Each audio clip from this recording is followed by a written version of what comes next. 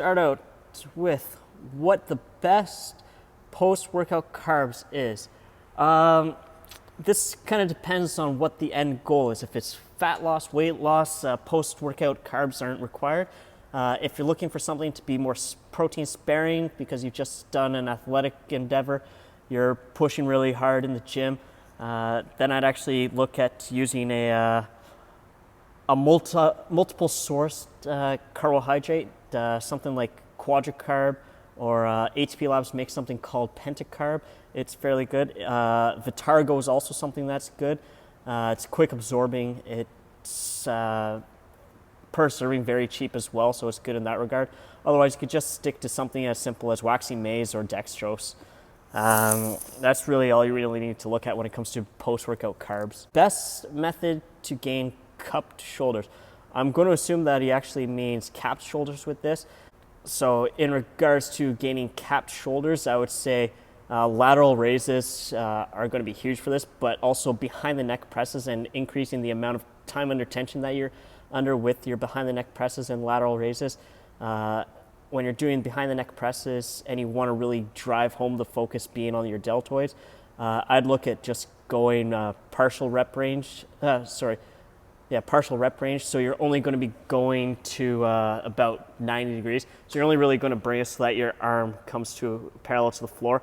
Because after this point, the deltoids aren't going to have as much use in the exercise. It's going to switch over more into traps and triceps.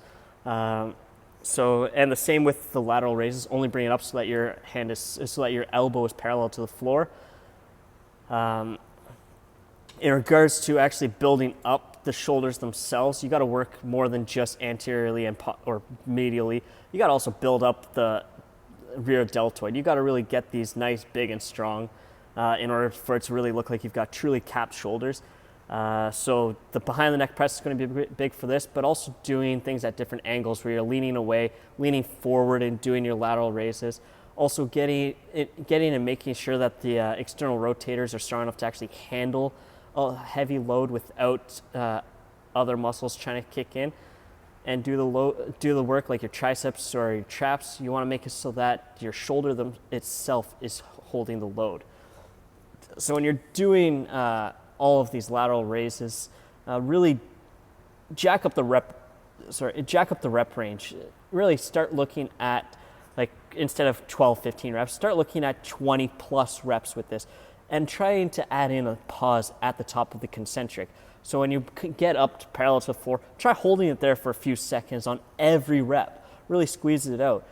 Because in order for your deltoids to really get some good muscle mass on them and get that 3D look to them, you got to develop all three heads of the deltoid that you can see, the anterior, medial, posterior deltoid, but also all the muscles of the external rotators. And it's also going to help to have it so that each of these is developed fairly well.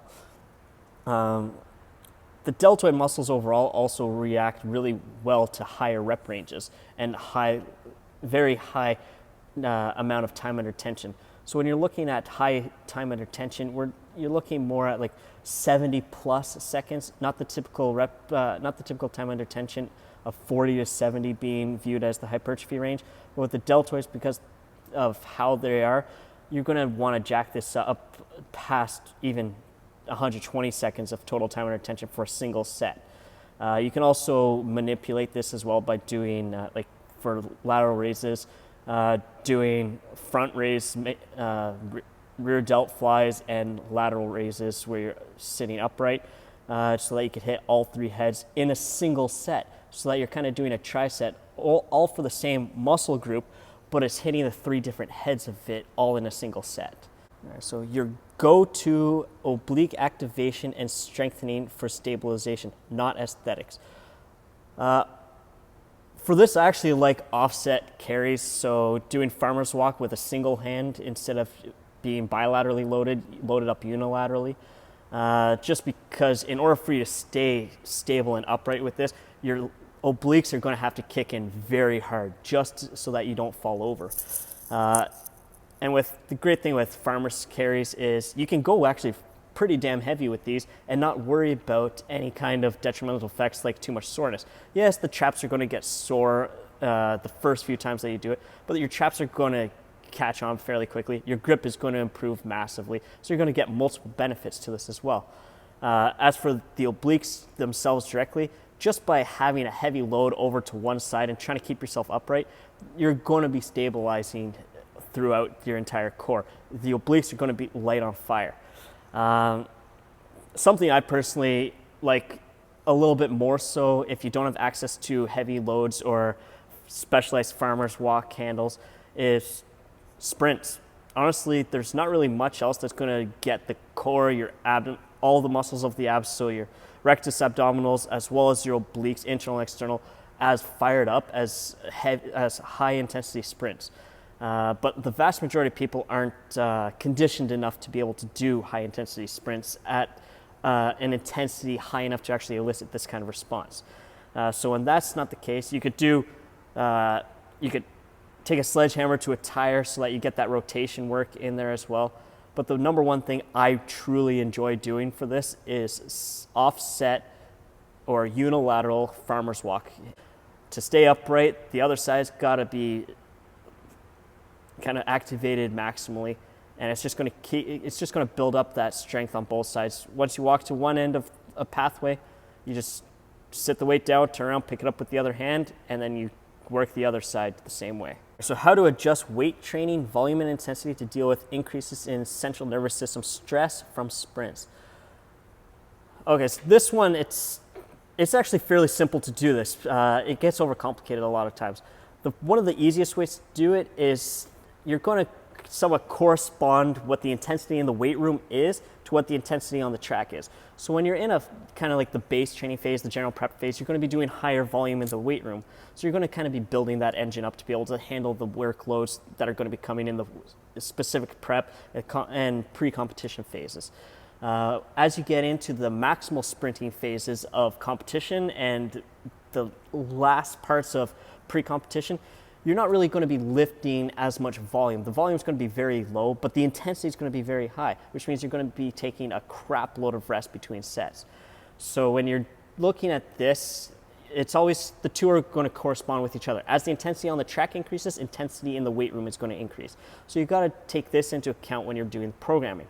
When you look at the program itself, you're going to also look at the number of sessions are going to decrease as we get closer to competition, because you're going to need to get that recovery, especially CNS recovery, because your central nervous system takes 4 to 10 times longer in the weight room to recover between sets. But also after a single maximum effort day, it could take up to 3 weeks for your nervous system to truly fully recover. One of the ways to kind of manipulate or adapt with this is kind of keep an eye on the athlete. If the athlete is kind of exhibiting signs of like irritability and whatnot, it's time to back off on the volume. Always keep the intensity the same, but the volume's gotta be what you manipulate here. It could be, instead of the plan being doing, just for example, 8 sets of 2 on a power clean, well, athletes fried, okay, we're just gonna come in, warm up, do 2 sets of 2, get a little bit of that work in, and then we're gonna call it a day after that. You might be calling it a day after all the sets of the cleans, might call it a day after getting 1 or 2 sets of squats in. So you gotta kind of play it by ear on how the athlete is recovering, because the primary thing here that matters is what they're doing on the track. I'm a strength coach, but my job at the end of the day is to make the athlete perform better out on the field of play. If the primary thing for them is the field of play, then I can't have it so that the weight room is detracting from what they're doing training-wise for that, or on the competition day, especially on the competition day. So when I'm looking at how to adjust weight training, volume and intensity, and the increased stress on the central nervous system when they're doing sprint training, I typically look more so at manipulating the volume over the intensity. Volume is what's going to lead to the vast majority of overtraining. The intensity, I like to keep it at the same level, but if someone is really showing that they're getting worn out, I'll decrease the number of sessions. I'll drop it from, say, 3 or 4 sessions in a week down to maybe they can only handle 1 during this specific training phase. If you've got more questions on this, just leave a comment below, send me a message. All right, thank you for watching right to the end of this video. If you'd like to see more content by me, click the subscribe button here, and for another YouTube suggested video by me, click here. And if you liked what you saw today, don't forget, click the little like button below. Until next time, Coach Tony, Wrestling Podium Performance.